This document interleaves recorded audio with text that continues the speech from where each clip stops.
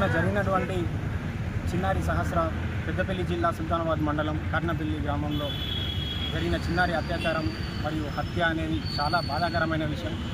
ఇటువంటివి సమాజంలో మళ్ళీ ఉత్పన్నం కాకుండా మరియు ఈ నేరం ఎవరైతే చేశారో వారికి తగు విధంగా ఇంకొకసారి ఈ సమాజంలో జరగకుండా అతనిని కఠినంగా సత్వరమే శిక్షించాలని ఈ ప్రభుత్వాన్ని కోరుతా ఉన్నాం. మరియు national human rights and justice movement ఆధ్వర్యంలో ఇలాంటి చర్యలకు పాల్పడ్డటువంటి వ్యక్తిని తప్పకుండా యుద్ధ ప్రాతిపదికన చర్యలు తీసుకునే వరకు పోరాటం సాగిస్తూనే ఉంటామని చెప్పేసి ఈ సందర్భంగా తెలియజేస్తాం.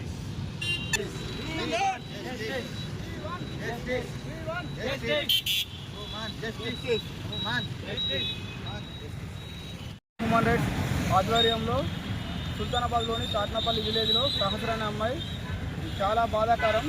నిందితులు తక్షణమే శిక్షించాలని, అదేవిధంగా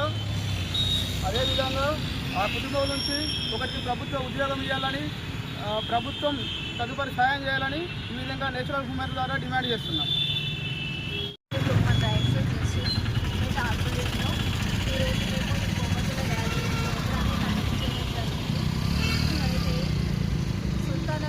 సుల్తానాబాద్ జిల్లా కాట్నాపల్లి విలేజ్లో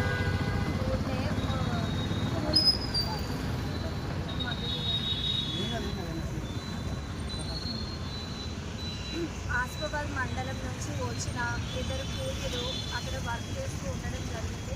అయితే చిన్నారి నిద్రిస్తున్న సమయంలో బీహార్ రాష్ట్రానికి చెందిన సామాన్లు పనిచేసే ఒక వ్యక్తి అమ్మాయి పడుకొని ఉండగా తనను తీసుకొని వెళ్ళి చాలా దారుణంగా తనని రేపు చేసి చంపేయడం అనేది చాలా దారుణమైన విషయము. ఇలాంటి సంగతి ఈరోజే కాదు, గత 2-3 రోజుల క్రితం నుంచి కూడా మనం చూస్తున్నాము. ఇదే సంఘటనలో వసంత అనే అమ్మాయి మీద, ఇంకో 2 అమ్మాయిల మీద కూడా ఇలాంటివి జరుగుతూ ఉన్నాయి. ఇది ఎప్పుడు జరుగుతుందనే కాదు, ఒక 2 days బ్యాక్ కూడా చైతన్య అనే అమ్మాయి అలాంటి అమ్మాయి జరిగింది. అప్పటి నుంచి ఇప్పటికి కూడా గవర్నమెంట్ అసలు దీని మీద స్పందన లేకుంటుంది. అలాంటి వాళ్ళందరినీ కూడా ఖచ్చితంగా శిక్షించాలి. అలా శిక్షించాలని చెప్పేసి హ్యూమన్ రైట్స్ తరఫున మేమందరం కూడా ఏ పోరాటం చేయడానికి సిద్ధంగా ఉన్నాము. అలాంటి వాటిని శిక్షించడానికి అవసరమైన చట్టాన్ని తేవాలి. ఆ చట్టాలు రావడానికి కూడా కొంత సమయం అనేది పడుతుంది. కాబట్టి అలాంటి వాళ్ళు ఎక్కడున్నా కూడా ఎన్కౌంటర్ చేసే విధంగా, అలాంటి వాళ్ళని వెంటనే చట్టాన్ని శిక్షించే విధంగా ప్రభుత్వం చర్యలు తీసుకోవాలని చెప్పేసి ఈ సందర్భంగా డిమాండ్ చేస్తున్నాం.